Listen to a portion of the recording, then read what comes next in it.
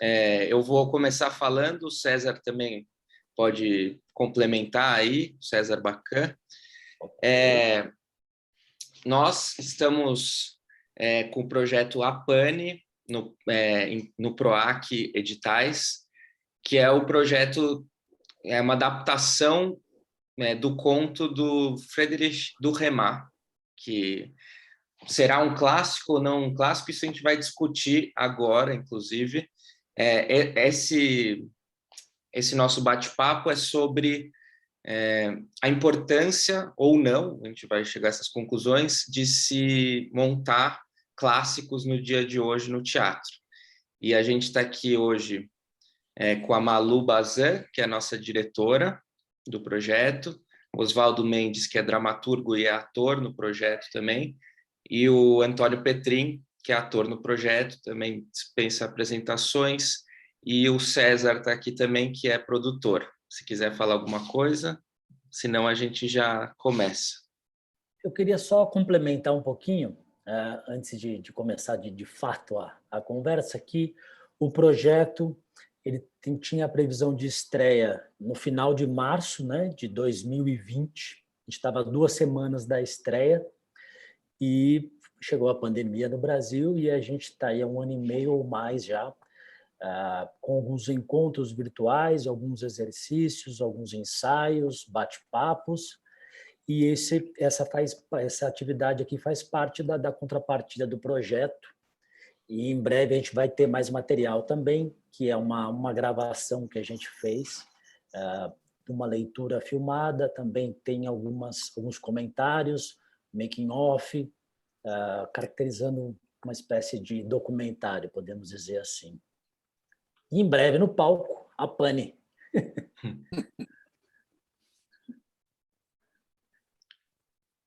Quem começa? Malu. Não, então vou passar para você logo, Oswaldinho, mas eu acho que é isso, né? É uma provocação bacana da gente estar aqui pensando, né? Esse título que é uma pergunta. E o teatro clássico hoje, né? Faz sentido? Como olhar para ele? Por que de colocá-lo em cena? E você, como dramaturgo, como ator, como uma pessoa que ajudou nessa adaptação, inclusive, né, junto comigo desse texto, acho que a gente pode começar por aí, né? Como é que foi olhar para essa dramaturgia? Depois a gente falar um pouquinho de como a gente está pensando colocá-la em cena e um pouco acho que o César traz também uma coisa que não tem como, né? Que é o momento atual que a gente está. Então é um reencontro também, né? Eu tenho uma coisa em relação ao clássico, aos clássicos. Uma coisa que eu aprendi, não sei de quem, mas eu acho que é um pouco unânime esse ensinamento, é que nos períodos de dificuldade, quando a gente não sabe, não tem o que dizer, o que eu vou dizer, o que é importante eu falar nesse momento, onde eu posso encontrar respostas para as minhas perplexidades nesse momento, me dizia o seguinte: vá aos clássicos. Isso eu sempre ouvi. Vá aos clássicos. Vá beber naqueles que o tempo, né? Porque o que é o clássico? Daí vem a pergunta, né? Tá bom. Na dificuldade eu vou aos clássicos, mas quem são e o que são os clássicos, né? E essa pandemia me reforçou ainda mais esse conceito, porque nos momentos mais terríveis desse fechamento, todo mundo trancado em casa, muita gente, não foi só eu, não, conversando com as pessoas, eu percebia que todos recorriam exatamente a beber nos clássicos. O que são os clássicos? Aqueles que o tempo assegurou uma permanência. Daí você vai perguntar assim, como você vai dizer então que o Duhamel, que é quase o nosso contemporâneo, né, é um clássico? É a mesma pergunta que a gente faz em relação aos autores nacionais, por exemplo. Quem são os nossos clássicos na literatura dramática, no teatro, né? A gente não tem dúvida de que o tempo nos assegurou que Arthur Azevedo é um clássico, né? Porque ele ajuda a gente a entender um momento do próprio país, da nossa própria formação como nação, né? No mesmo sentido, o Martins Pena. Agora, os mais contemporâneos, Plínio, Nelson? É uma pergunta que sempre... Esses vão ficar, o tempo vai dizer. Eu acho que a permanência desses autores é que garante. Sempre lembrando o seguinte, que às vezes tem épocas que alguns autores... Isso sempre me ocorre quando eu penso no Shakespeare, que depois da morte dele, algumas décadas, e mesmo um século depois, é que ele foi redescoberto, na França principalmente, né? Shakespeare ficou esquecido um tempo. De repente você vai e retoma, porque eu acho que são autores que conseguem refletir sobre a condição humana para além do seu tempo. O teatro é sempre uma arte com data de nascimento, eu costumo dizer, né? O teatro nasce para falar para o seu momento.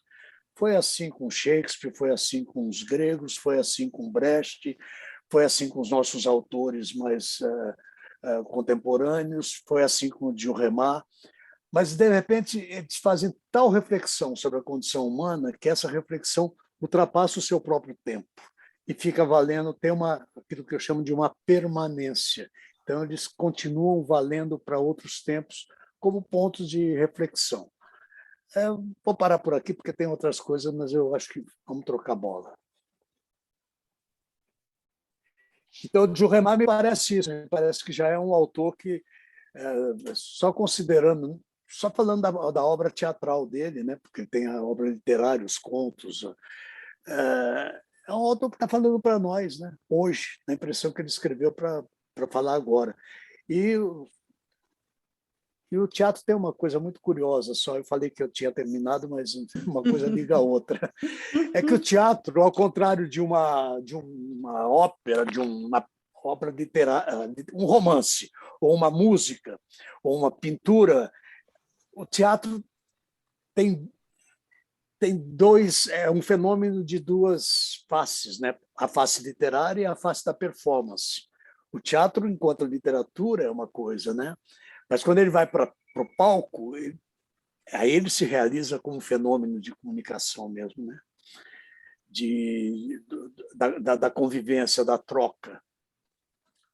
Então, a gente sempre tem que olhar um clássico assim, né? E ainda recentemente, lendo o Pirandello, falava assim que a gente tem que ler esses clássicos, mas tentando...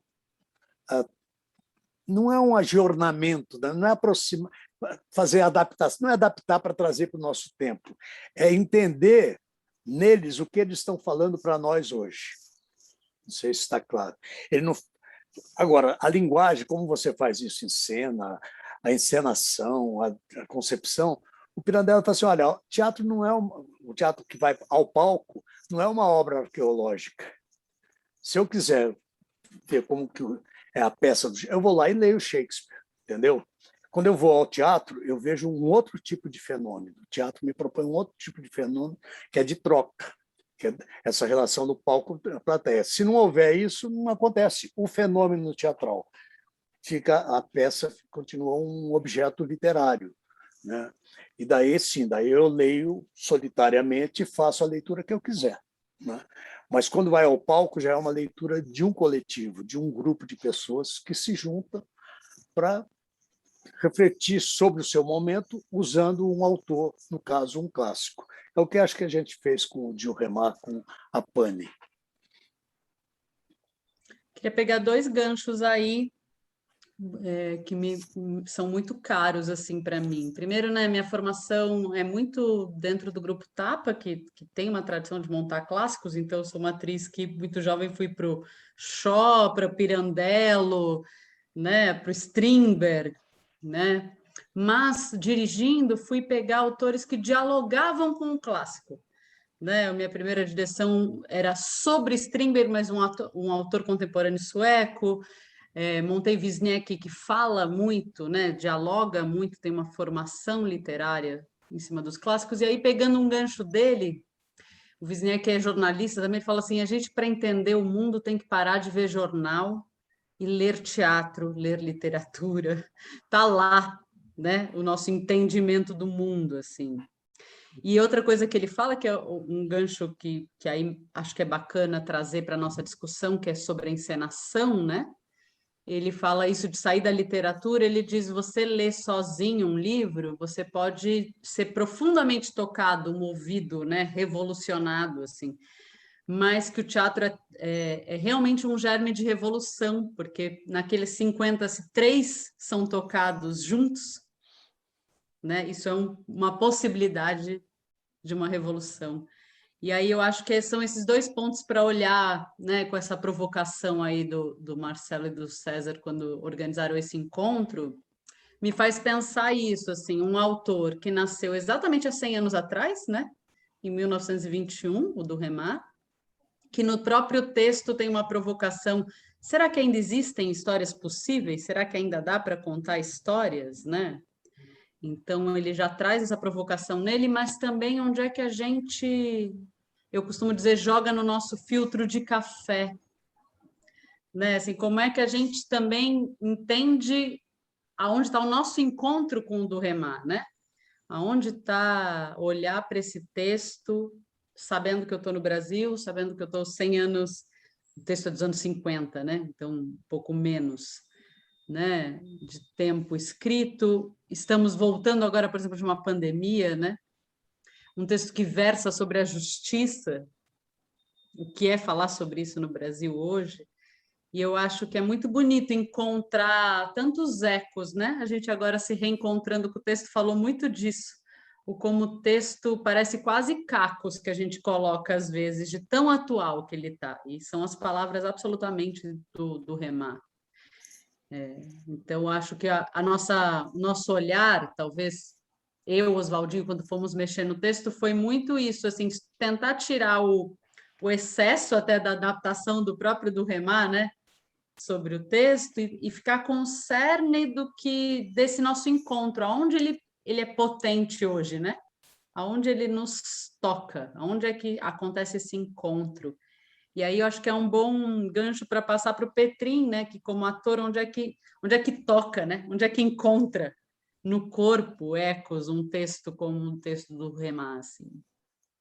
Bom, já que você me provocou, eu fico surpreso de que vocês estão tratando o Duhamel como um clássico. Claro que ele é um clássico, como o Oswaldinho acabou de dizer. Mas eu acho que essa adaptação de dramaturgia que vocês fizeram aproxima esse clássico nos momentos de hoje.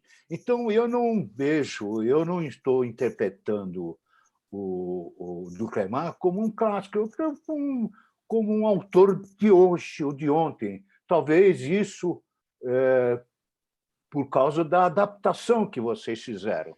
Então, o clássico permite que se adapte a ele à dramaturgia de hoje, à maneira de hoje da gente interpretar.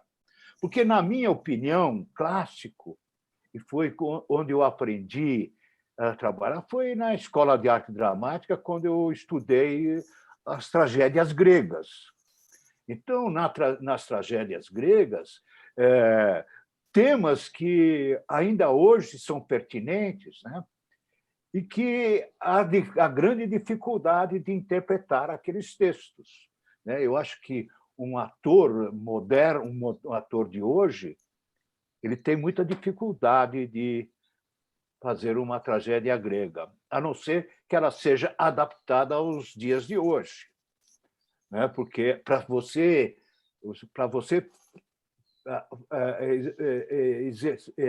exercitar uma tragédia grega, você tem que ter um preparo vocal muito grande, né? Para você poder alcançar aquelas maneiras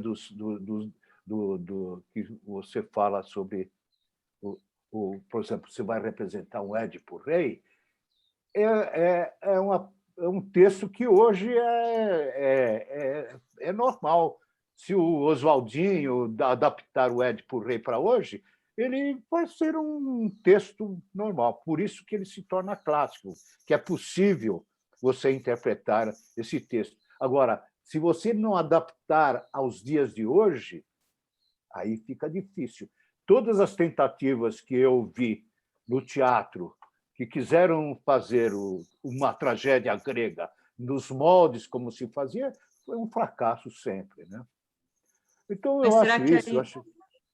Eu acho que eu nem considero a Pane um clássico. Eu acho que é um texto pertinente para os dias de hoje, né? Mas aí eu acho que é a grande provocação para a gente, né? Jogando um pouco a Pane, a gente está usando como né, é o lugar onde estamos mergulhados, mas eu acho, Petrinho, que você traz uma coisa muito bonita, que é isso, e liga com a primeira coisa que o Oswaldinho falou, né? Assim, talvez o que torne clássico é que ele ainda faz sentido, né? Que ele encontra eco, e tanto que a nossa adaptação não é adaptar para 2021, não é tirar do tempo, não é abrasileirar, né? A gente simplesmente tirou os excessos, mas as palavras são todas o do Remar, mas eu concordo com você que talvez o que faça sentido, né, do clássico hoje é se tiver hoje em fricção, né? Se nós pudermos estar lidando com ele, com essa liberdade, como um texto próximo nosso, né? Talvez isso Até seja a para ir ao provocação para a palco, né? gente, né? Porque para ir para o palco tem isso, a gente nunca sabe. Quer dizer, é aquela velha pergunta: como é que era fazer um texto do Sófocles na época do Sófocles? Não sei. A gente tem algumas informações de como era o teatro, como a gente tem mais informações sobre como era o teatro shakespeariano e tudo mais. Mas a gente não sabe, até porque o público era outro, não é? Então tem uma linguagem, isso que o Petrin fala, remete àquilo que eu falei da permanência e da contemporaneidade dos autores, né? Quer dizer, de repente, são nossos contemporâneos. De repente, um Eurípides é nosso contemporâneo, porque ele fala tanto para nós do nosso tempo, nos ajuda tanto a entender o nosso tempo, que ele é o nosso igual, ele é nosso contemporâneo, ele é o nosso vizinho, ele está do lado, entendeu? Dá para ir para o boteco tomar uma água mineral com ele, entendeu? E trocar ideias, como você faz com o Sófocles, como você faz e com alguns outros autores. Eu acho que nesse sentido que o Djurema tem essa permanência, né? E a questão da linguagem é outra coisa no teatro mais complicada, né? Quer dizer, a questão da tradução é uma outra história, né? Mas a linguagem muda também. A linguagem é a maneira com que as pessoas, o ser humano, troca informações. Então, há uma linguagem da década de 30 no Brasil, por exemplo, que não usa mais hoje. Mesmo se você pega um texto daquela época, a não ser que você faça para você, olha o sabor da época. Você pode manter, entendeu?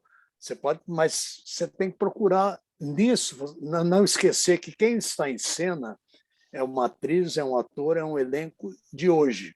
Então não adianta, eu posso falar um texto com sotaque e do jeito que se falava na década de 30, mas ele vai continuar contemporâneo, se ele tiver o que dizer. A forma é apenas um... Eu insisto sempre, o Aristóteles nos dizia que na poética, que o que é permanente, o que é teatral, o que é a poesia. Tudo mais, os adornos, são todos coisas que a gente junta para ajudar a contar a história, mas o essencial é o que está, a história que está sendo contada, né? O assunto que está sendo discutido, que está colocado na roda, isso é que importa.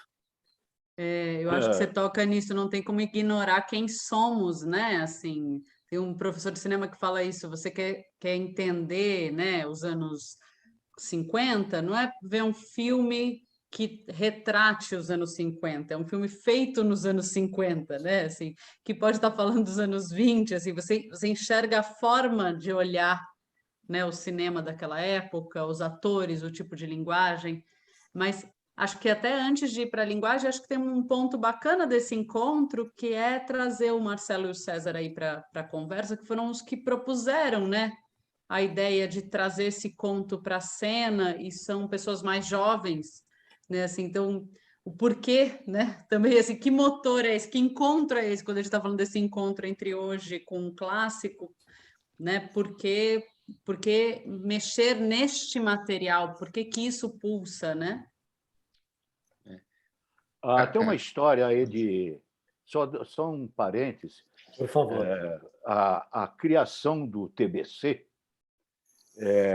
trouxeram vários diretores italianos, e quando eles chegaram aqui no Brasil e começaram a trabalhar, eles começaram a fazer os clássicos, porque eles não acreditavam numa dramaturgia brasileira. E foi uma infinidade de clássicos que eles dirigiram. As pessoas da época, alguns intelectuais, fizeram uma crítica a esses italianos porque impediram de uma evolução da dramaturgia brasileira. Que eles não permitiram que a dramaturgia brasileira surgisse com maior força.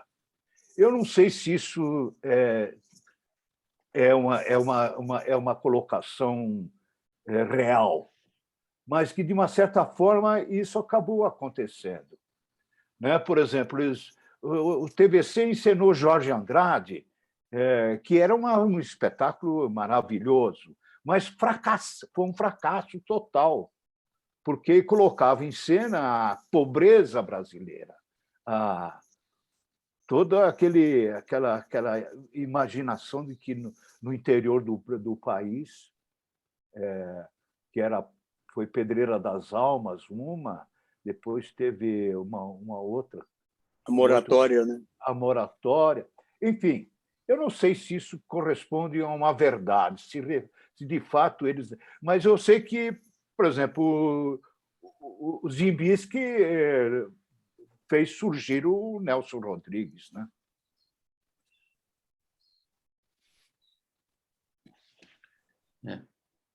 Fala, César. A provocação da Malu, da nossa escolha.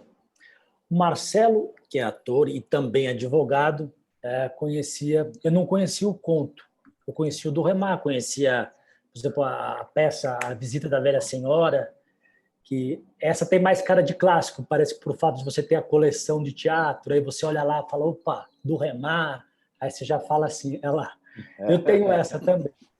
Então, já remete a essa questão do se é clássico ou não é clássico, o fato só de estar numa coleção, né, um autor, muitas vezes. E aí, quando o Marcelo me falou do conto, eu li, voltando a essa questão do que o Oswaldo também está trazendo, que é como ele diz algo para o nosso tempo, né? Então, a gente estava foi em 2019, meu contato com o conto, e a gente estava vindo de uma questão política, essa questão da Operação Lava Jato, mudança, eleição, tem prova, é prova, culpado, não é culpado, prova ilícita vale, prova ilícita não vale. Então, acho que virou, né, um assunto nacional a justiça, né? E estava na televisão, no horário nobre, a todo instante, os juízes, né, o STF. As pessoas passaram a saber a escalação do STF como se fosse da seleção.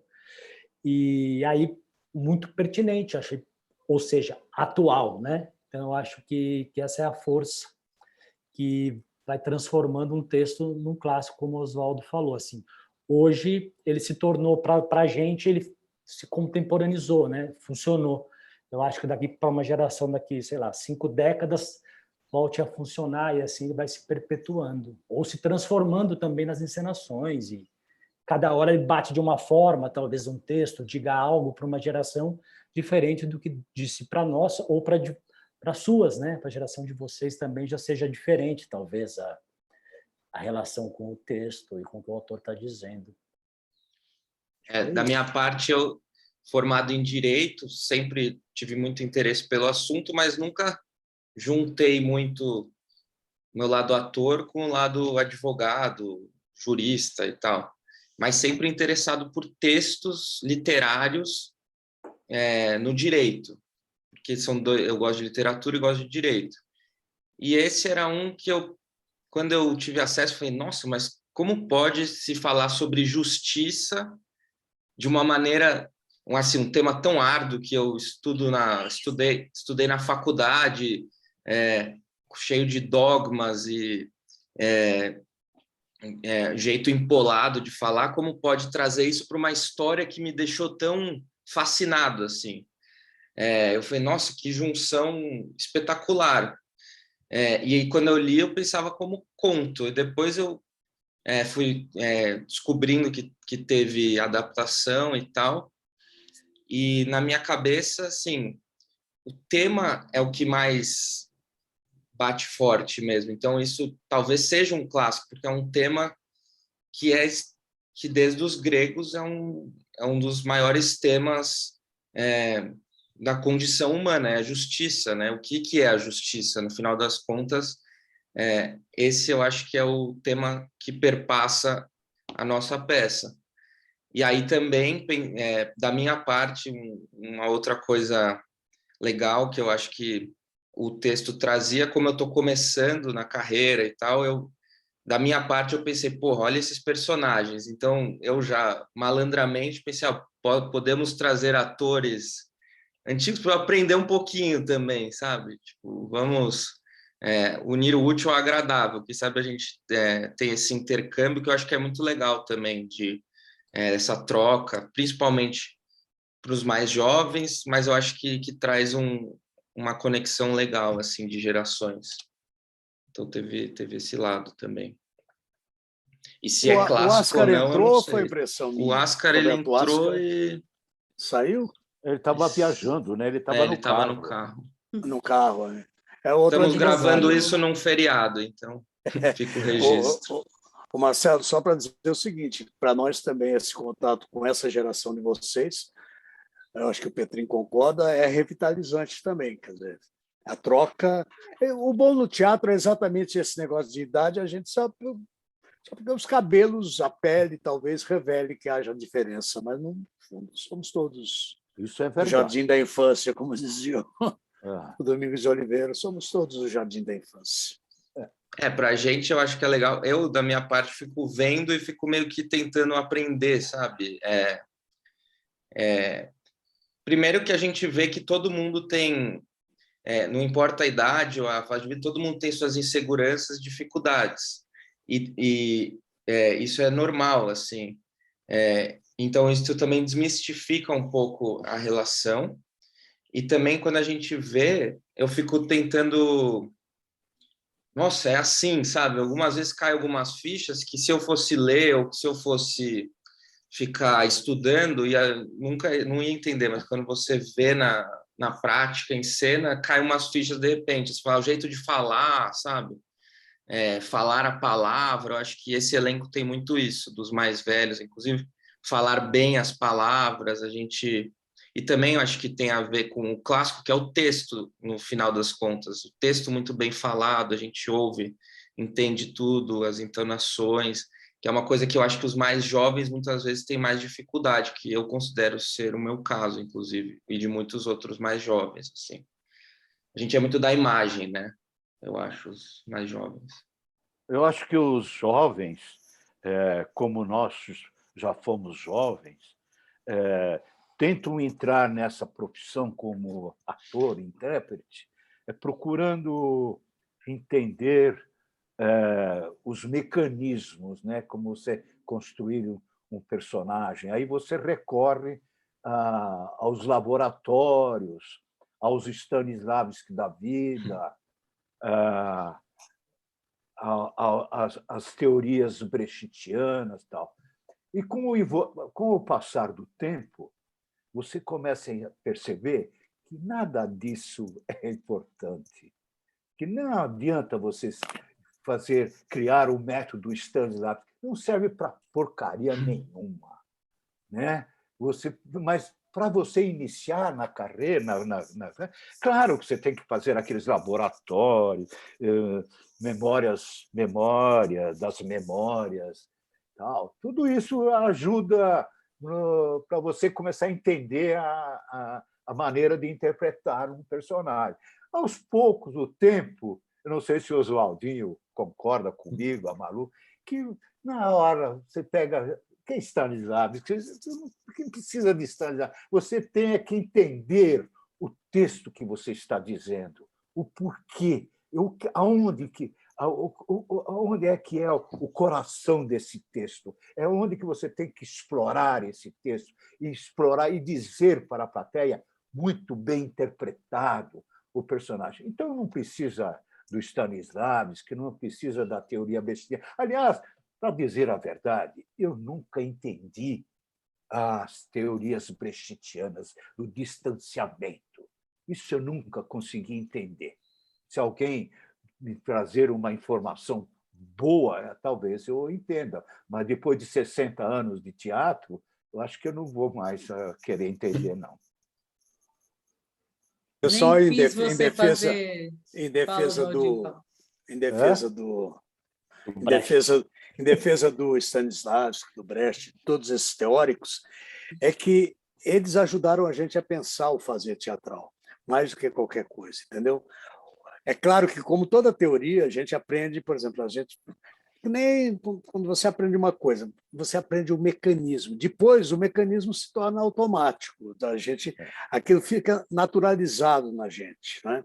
Mas sempre volta. Então, isso que o Petrin está falando, quem nos ensinou a fazer isso foram esses caras, que depois falam assim, depois você pode, depois trabalhe, meu filho, depois encontre o seu caminho, vai nunca, entendeu? Ouça, porque você está falando que nem do Brecht. O Brecht é exatamente isso que você falou, quer dizer, entenda o texto, que o Stanislavski pedia para os atores na época, chegavam todos, vou falar do jeito que eu quero. Não, meu filho, vê o que você está falando. Era isso que eles pediam para a gente. Né? Eles falavam assim, vê o que você está falando, leia direito esse texto aí, sabe? Não repita como um papagaio. Né? Você não seja um papagaio repetindo o texto. Saiba o que você está falando.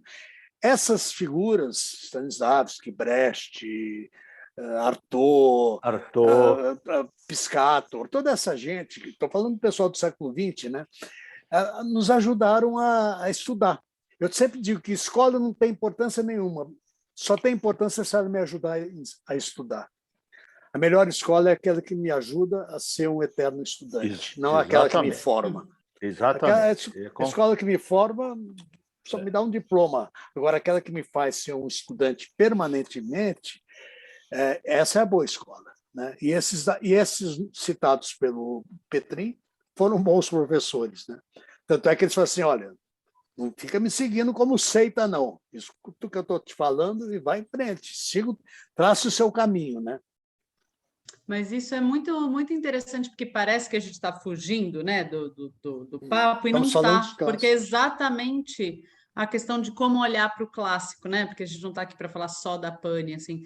Porque, por exemplo, o Stanislavski, quando o Petrin cita, nem fiz você fazer exercícios, né, Petrin, nesse trabalho disso, mas ele fala, a gente que leu e traduziu mal, né? Você falou da tradução como um método, né? Tanto que a melhor tradução talvez seria isso do sistema, mas eu vou mais além, assim, eu gosto muito daquele registro das cartas do Teatro de Moscou, porque mostra pessoas que estavam investigando, né? Que eram grandes professores, que tinham grupos de estudo, tudo isso veio de grupos de estudo, né? De sentar com atores confinados trabalhando. E ele mesmo vai se revendo e dizendo, tá formalizando de novo, temos que repensar, assim. Então, eu acho que é isso, é encarar como uma provocação olhar para eles. E aí é que eu chego onde a gente está aqui nessa conversa, assim, quando o César fala da coleção dos clássicos, né? É muito provocativo pensar que o do Remar foi reeditado assim, ó. Só aqui já está, né? Forma e conteúdo. Né, o quanto ainda tem eco e pode ser revisto, e muito como a gente lida com esses materiais, assim, né, o quanto eles ainda geram, e eu acho que aí a gente pode pôr mais uma coisinha que talvez seja desse material especificamente que a gente está mexendo, mas esse movimento que aconteceu nos últimos tempos de olhar para alguns textos clássicos e principalmente para um lugar do teatro do absurdo, né? Assim, que o do Remar também flerta, assim, o quanto às vezes a gente precisa de uma distância para falar de hoje, né? E de tempos tão absurdos como o que a gente está vivendo agora em pandemia, o quanto faz sentido olhar para um teatro de um pós-guerra, né? Um teatro onde estava pensando formas para falar também de momentos muito absurdos, né? Assim, e eu acho que talvez essa também é um dos pontos de olhar para o clássico. Eu estou montando textos contemporâneos, mas assim, eu olho para o clássico como mais um texto, como mais um material que me ajuda, mas que às vezes tem um distanciamento de tempo que amplia a metáfora, né? Que me ajuda a olhar num lugar importante, assim, como a gente acha que só vai entender o momento de hoje com o tempo, né? Assim. E é curioso que talvez esses autores, na época que eles escreveram, eles estavam vivendo um tempo absurdo também, assim como a gente está vivendo, eventualmente. E o cara teve o distanciamento de não falar da política do dia no texto dele. Ele está se importando com a perenidade do texto. Então, e aí ele ficou mais forte para as próximas gerações. Então, se ele estivesse falando do político no pós-guerra, exatamente de quem veio depois de Hitler e como estava a inflação do dia, tal, talvez a gente não dialogasse tanto com aqueles textos, mas esses grandes conseguem... Aí eu questiono, viu, Marcelo? Aí eu questiono, porque eu sou da teoria de que o teatro repito, é uma das poucas artes que tem CEP, tem endereço de nascimento, entendeu? E tem local de nascimento. Então, o teatro sempre é produzido para aquele momento. Quer dizer, quando os gregos fizeram aquelas obras magníficas que nós admiramos até hoje, eles estavam falando para os seus contemporâneos, usando a poesia do Homero para revisitar a história da polis e falar assim, o que está acontecendo? Olha aqui. Quer dizer, mas era uma maneira deles refletirem sobre o momento deles. Eles não estavam refletindo sobre o futuro. Aí é uma coisa que a nossa autoestima vai para o buraco, porque nenhum deles pensaram em nós. Nenhum desses grandes, nem Shakespeare, nem Goethe, nem Molière, nem... Estou falando desses monumentos, né? Pensaram em nós, eles pensaram no seu tempo. Molière escreveu para aquela corte, para criticar aquela gente. Só que é tão genial como ele tratava que está falando de nós. Ele estava falando daquele povo lá. Ele estava falando dos ridículos da corte. Mas os ridículos da corte, da época do Molière, estão presentes hoje no nosso tempo. Eu estava lendo umas histórias do teatro brasileiro, dos nossos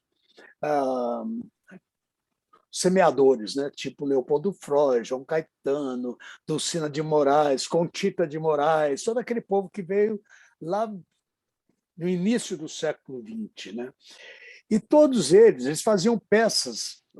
Tinham autores que a gente nem sabe mais que fim deram, não sei, que eles faziam peças para aquele momento, tinha que divertir o povo, mas ao mesmo tempo eles faziam clássicos, sim. E para um determinado ator ou atriz, né? Exato, mas ao mesmo tempo eles faziam clássico, Petrinho. Isso, por exemplo, eu descobri na história da Bibi Ferreira. Bibi Ferreira, quando o Procópio chama a Bibi, que estava estudando balé na Argentina, estava pensando em ser, ele chama a filha dele e fala assim, você não quer estrear comigo? Eu vou fazer uma peça aqui em São Paulo, você não quer vir aqui fazer? E qual era a peça? Era Goldoni, La Locandieira. Ele está fazendo um clássico. Todos esses grandes atores que fizeram comédias da época, e não sei o quê, tudo falando para aquele momento, peças escritas para aquele momento, de vez em quando eles visitavam os clássicos. Todos eles visitaram os clássicos. Não só Goldoni, mas visitaram Molière, o próprio Procópio Ferreira fez, o Molière fez o Avarento, lá atrás e depois mais no fim da vida dele. Então, esse contato com essa volta aos clássicos sempre foi permanente na história de todas essas figuras que hoje são nomes ou de teatros ou estão nos livros, tipo Leopoldo Freud, João Caetano. Eles também faziam os clássicos, porque tinha uma hora que eles tinham que beber lá, tinham que se realimentar. Mas o teatro sempre foi feito, Marcelo, para aquele momento. A gente está fazendo a Pane para falar do nosso momento. Sinto muito os que virão daqui a 30 anos, nós não estamos falando para eles, estamos falando para os que estão aqui agora, entendeu? Eu espero que daqui a 30 anos eles possam retomar essa peça para ajudar a entender o tempo deles também. Talvez o que fica é a poesia no final, para se tornar clássico, mas é que talvez a poesia está baseada no momento, assim, aí a diferença é o que vai falar do momento como um jornal, e o que vai trazer a questão poética, né? Talvez. Mas aí trazendo um pouquinho para o meu lugar de trabalho, né? Para a direção, é muito interessante, que eu não acho que é uma contradição o que vocês estão dizendo, né? Porque é isso, quando eu concordo plenamente com o Oswaldinho, que é escrito naquele momento sobre o filtro de café dele, né? Sobre assim, como é que ele está lidando com o mundo e transformando. É que é a beleza da metáfora, né? Da poesia, que eu estou falando do pequenininho para falar do todo. Eu acho que a grande questão é, às vezes eu vejo as pessoas olhando para um clássico, ignorando de onde ele vem, né? Ou não lidando esse CEP da onde ele está, qual é a data de nascimento dele, né? Ignorando isso, e eu uso ele de pretexto, ou colocando numa coisa de museu, né? De uma coisa que tem que ser respeitada ou canonizada, que acho bom escutar o Petrin quando ele diz: não estou lidando com esse texto assim, né? Mas a gente sabe de onde ele vem. Eu digo isso, eu dou um exemplo hoje muito simples, assim, se um autor hoje escreve uma peça que tem um personagem com uma rubrica que diz que ele veste a camiseta do Brasil, em 2021, não é o mesmo código do que um autor que escreveu uma peça no Brasil nos anos 70, com um personagem com uma camiseta do Brasil. Ele tem um código diferente, está falando coisas diferentes, assim. E aí eu vou montar na Colômbia daqui a 50 anos, eu tenho que saber onde ele foi escrito, eu tenho que saber o CEP e a data de nascimento dele para entender o código, para decidir se eu quero subverter o que é correspondente para mim hoje, né? Do que ele está falando, e aí eu acho essa ponte, né? Então, eu acho que é isso. É claro que estamos falando daqui e a nossa encenação é igual a coisa do cinema, né? A montagem da Pane com vocês é 2021, Brasil, de uma diretora, mulher, né, de 43 anos. Daqui a pouco... Mas eu também estou olhando que é um do Remar, escrito nos anos 50, adaptado de um conto, que tem uma outra característica. Então, acho que é bacana a gente olhar isso, quanto o clássico pode nos provocar, ou nos dar espaço para também o nosso discurso aí, né? Por isso que eu gosto dessa palavra da fricção entre, né, nós e também dos atores aí puxando para vocês. Porque se eu fizesse o mesmo trabalho com 6 atores diferentes, teriam outras dramaturgias misturadas. Ter o Oswaldinho, ter o Petrin e ter um ator jovem como Marcelo em cena tem uma dramaturgia também, né? Tem um encontro que tem que ser visto na encenação, que tem que ser cuidado também. E é um privilégio lidar com tudo isso em cena, assim. É difícil para a gente imaginar hoje o que vai se tornar clássico, né? Por exemplo, quando você conhece pessoalmente o Plínio Marcos, trabalha com ele, vive com ele, quando você conhece pessoalmente Jorge Andrade e outros, você nunca imagina que eles iam se tornar clássicos, né? No entanto, como disse Oswaldinho, Plínio Marcos já é um clássico. Jorge Andrade é um clássico. Mas quando a gente convivia com eles, você nunca podia imaginar isso. Então, a pergunta minha, na dramaturgia de hoje, por exemplo, esse espetáculo que a Malu acabou de encenar, e outros que a gente costuma ler ou representar, vão se tornar clássico? Essa é uma pergunta difícil de responder no momento, né? Eu respondo com uma outra pergunta, Petrin. Você acha que quando Shakespeare escreveu as peças dele, ele pensou que ele se tornaria um clássico? Claro. Ou o Molière pensou? Claro, quer dizer, nem o Beethoven pensou quando ele compôs as músicas dele, nem o Bach pensaram que estavam sendo clássicos. Mas a gente pode ter um julgamento hoje, claro, de achar esse texto é maravilhoso. Né? Claro, a gente faz um jogo aí, né? Aquele jogo do profeta, né? Por exemplo, eu acho que alguns textos, você citou o Plínio, por exemplo, eu acho que, por exemplo, alguns textos do Plínio vão ficar. Por exemplo, eu vou falar, Dois Perdidos vai ficar. Falando do Plínio, né? Eu me lembro muito bem que eu ainda estava na Escola de Arte Dramática quando o Plínio Marcos estreou uma peça ali no Teatro Itália. Como é que era o nome da peça? A Rutineia de Moraes. Navalha? Navalha na Carne. Muito bem. No ambiente do restaurante da Escola de Arte Dramática, onde a gente tomava a famosa sopa, eu assisti uma conversa do Paulo Mendonça com o Sábio Magaldi. 2 críticos. Né? 2 críticos e 2 professores da escola. A conversa deles era o seguinte: Sábato, imagina você, aquela menina que até ontem estava aqui tomando sopa ao nosso lado, fazendo aquela personagem daquela prostituta. Como é que é possível isso, Sábato? E o Sábato... mas é uma peça interessante. Esse Plínio Marcos é um autor interessante. Então, dessa conversa, você ouvia e falava assim, meu Deus do céu. E hoje ele é um clássico, porra! Não é? Quem é que podia admitir isso? Né? Mas tem uma coisa bonita. E era uma conversa de 2 intelectuais.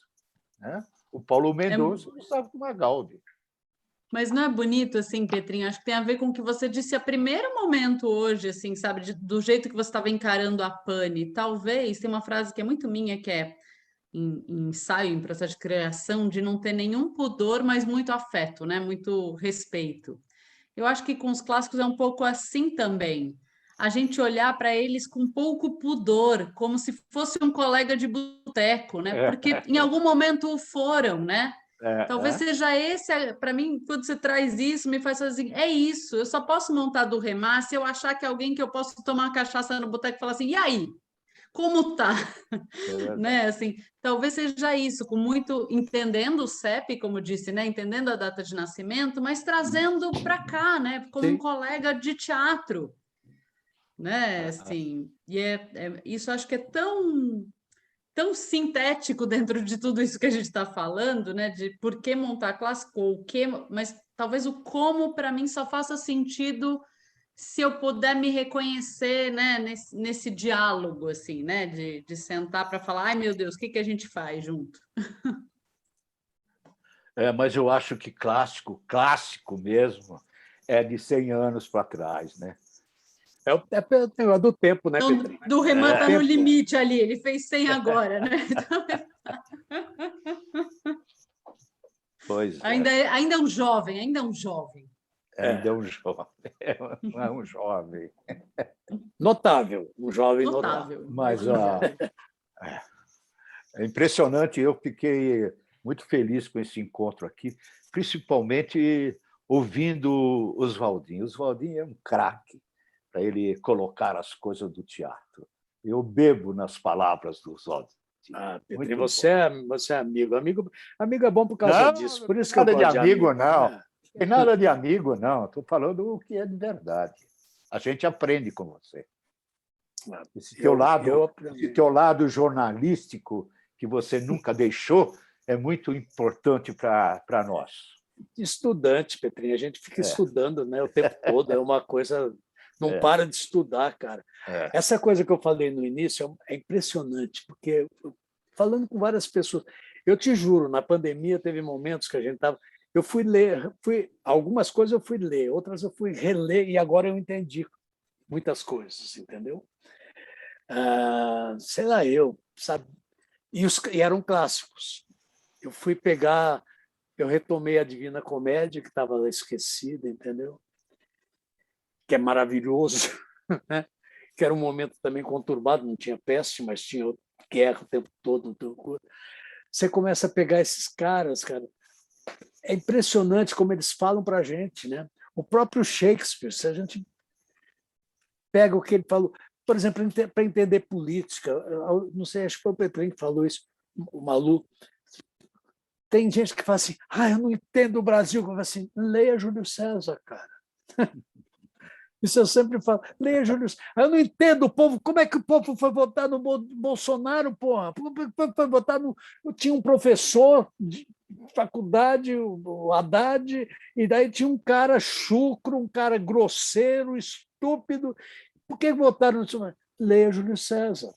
Porque o cara consegue entender o ser humano, né? E fala assim, olha, a gente é assim. Nós somos lindos, o ser humano é uma coisa, uma invenção bonita da natureza.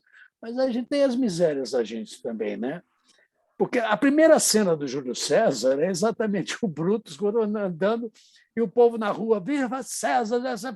Cara, mas o que você é? Eu sou sapateiro, o que você está fazendo aqui num dia de trabalho? Por que você não está trabalhando? Ah, não, eu vim aqui para saudar o César. Cara, até ontem você estava saudando o Pompeu. Você está dizendo que o Pompeu é que era ótimo, agora é o César. Vai para casa, cara, vai consertar sapato, cara. A primeira cena do Júlio César. Então, se a gente quiser entender, e é engraçado, porque nesse estudo do Júlio César, a gente sempre... A minha geração, do Petrin também, porque a gente falava o discurso do Marco Antônio como uma coisa mais importante. Pô, é o discurso, na verdade, o Marco Antônio é um manipulador. A peça devia se chamar Brutus, porque é a história do Brutus. Brutus era realmente um homem honrado. Ele, indignado com aquela possibilidade do Júlio César virar um ditador. Era essa a preocupação justa do Brutus. O Júlio César era um pai para ele, entendeu? Agora, você vai ver assim, não, o Brutus está certo. O Brutus estava honestamente preocupado com os destinos de Roma. E a gente fala assim, não, o discurso bom é do Marco Antônio. A gente tem até o Marlon Brando fazendo, né, o discurso. A gente fala, aquele discurso romanos, eu vim para enterrar César, não para elogiá-lo, aquela coisa toda. Pô, é um manipulador de alta categoria, o Marco Antônio. Ele não é o herói da peça. Tanto é que a cena final do Júlio César, o próprio Marco Antônio reconhece. Brutus, esse era realmente um grande homem. Que outro haverá? Ele se refere a Brutus assim. Daí você vai estudando, quer dizer, a idade faz bom para isso, viu, Marcelo? Porque a gente vai estudando, tem mais tempo para estudar, vai acumulando e a gente começa a corrigir. Não, e a gente começa a corrigir alguns equívocos que a gente tinha em relação... Para mim, o herói de Júlio César era o Marco Antônio, não é? É Brutus. A peça devia se chamar Brutus. Uma outra provocação. Como é que é a cenografia para um texto clássico? Hoje a gente complica muito, né? Quando você olha para o Shakespeare, quando você visita lá o Teatro do Shakespeare em Londres, como eu visitei, eu olhava aquele palco e falava assim, mas como é que eles podiam fazer uma peça com esse palco? Né? Vazio, né? Vazio, completamente vazio. Eles não precisavam de nada. Como os gregos, né? A palavra já era suficiente para descreverem um espaço, um local, uma época. Não é verdade? Hoje, não. Aos poucos, o teatro moderno foi complicando um pouco. Todo mundo, a gente queria mostrar no cenário, explicar melhor o texto através da cenografia, não é? E quando a gente sabe que não é necessário. Nós não precisamos, para fazer a pane, não precisamos fazer a casa do juiz com a sua enoteca, né? É um tablado pronto. E uns cubos, pronto. A gente já vai descrever para as pessoas como é que é essa peça. Porque o que é importante é como nós, atores, vamos falar esse texto. E aí as pessoas vão ver claramente tudo. Vão até achar que o vinho que nós vamos beber em cena é de verdade. Né? Essa provocação eu não tenho como não entrar. Né? Assim, porque, para mim, eu acho que eu vou passar a vida tentando te responder, Petrinha, assim, mas cenicamente, né? porque você que trabalhou já comigo vê o quanto, para mim, eu penso o teatro como artes plásticas também. Eu acho que o cenário é isso, ele não vem fazer o que o texto já falou, mas às vezes dá um outro, né? Já dá um convite, é o jeito que eu preparo a mesa para jantar, sabe? Se eu ponho velas, não ponho velas, né? Assim, e eu adoro usar as coisas, ir simplificando, né? A gente chegar à síntese, que não é o simplista, mas como é que a gente chega à síntese de algo, né? Quando a Tinapani propõe um tabuleiro, estou tentando, né, friccionar aí uma síntese, uma ideia. E às vezes o palco vazio, que eu adoro, é a melhor das opções para isso, né? Como é que eu abro espaço? Tem um diretor, Ostermaier, que fala: eu penso aonde os meus atores vão pisar. E eu sou muito movida por essa provocação dele, sabe? Qual é a terra, qual é o solo, né? Onde a gente vai colocar essa história. Mas vou passar a vida te respondendo aí, seja clássico ou contemporâneo, aonde é que a gente encena. Mas eu acho que você achou a solução ideal. Você simplificou tudo. Entende? Eu acho que é isso que é importante, porque outros podiam querer ter essa residência do juiz, e até mostrando a coleção de vinhos. Os vinhos eu ia queria ter a coleção de vinhos, mas não Pra chegamos a beber, isso. né? Como argentina, Igual como aqueles argentina eu que ia achar eles- bem bom, mas É, deixa eu só colocar uma coisinha, que eu acho que a gente está, né, nesse nosso tempinho final, mas eu Tá acho que tem chegando ao mais fim. um elemento que a gente não vai nem falar, mas que agora, ouvindo vocês, foi realmente muito bom conversar com vocês, sempre é. Mas é que tem mais um passinho sobre o porquê montar clássicos hoje, que a gente vai descobrir nesse próximo encontro agora com a plateia mesmo, né? Como é que reverbera, junto com essa provocação do Petrin, com a nossa cena, com o nosso fazer, com o jeito da gente fazer, mas tem esse elemento que vai ser como é que ele dialoga no dia que ele cena, assim. Então, acho que fica isso para a gente esperar, né, uma resposta que não se encerra aqui, mas que talvez continue nesse encontro com o público, assim. Sim, acho que vamos ficando por aqui nesse encontro. Vou parar a gravação. Mas muito obrigado a Malu, ao Oswaldo, ao Petrin e o César também que organizou. E nos vemos em breve no palco com a Pani. Mas vou só parar. Amanhã estaremos juntos. Sim. Amanhã